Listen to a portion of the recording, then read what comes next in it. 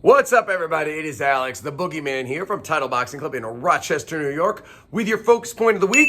And this week we're going to complete the trilogy that is the Hackelmans. We had Chris for the first week, we had Lori for the second week, and we're going to wrap it up with the final Hackelman, Brian. He's like the Return of the Jedi, the Return of the King, the Rocky III of Hackelmans. Brian, what are we doing? So I feel like I'm getting pretty good with my primary pivot, but I feel like I'm struggling with my other foot. Like, what's the right way to position and pivot the foot that I'm pivoting towards?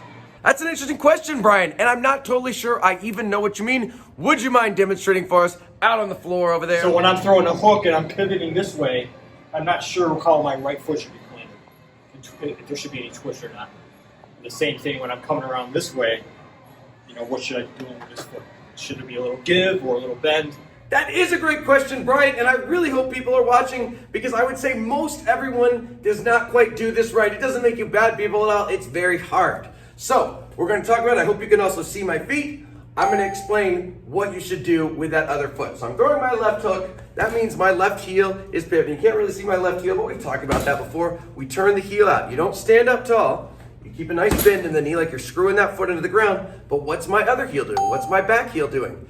It's sinking down. So I actually want my back heel on the ground. Do I want a little bend in my knee? Yes, I do. In fact, I just talked about recently how I like dropping that weight down. You always want a little bend. You never want it locked down. Also, I have seen some people where I've said put your heel on the ground, and I see this. Can you see what's happening? My toe is up. You never ever want to do that in boxing. You never want your toe up and your heel down.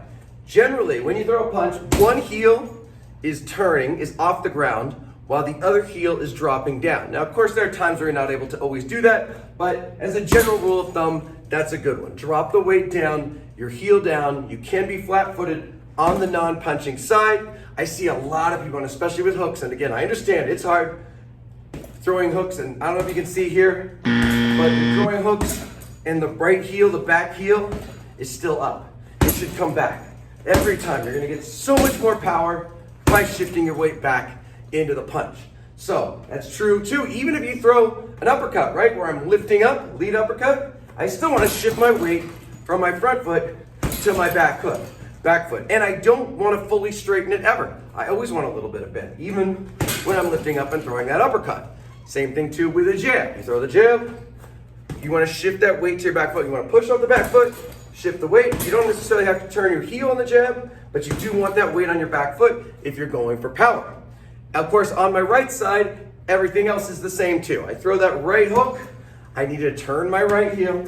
That's mandatory. Turn that right heel, and then shift the weight down onto my left heel. My left heel is dropping down. I have a nice bend in my knee when I throw it.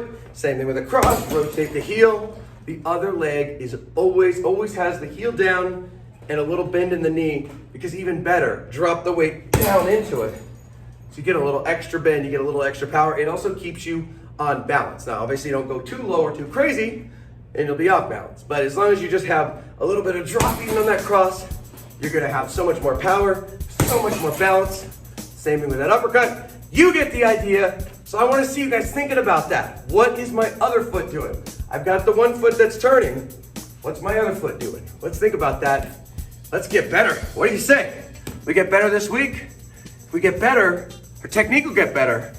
And by the Reginald VelJohnson transitive property, that means everything gets better, and thus technique is everything.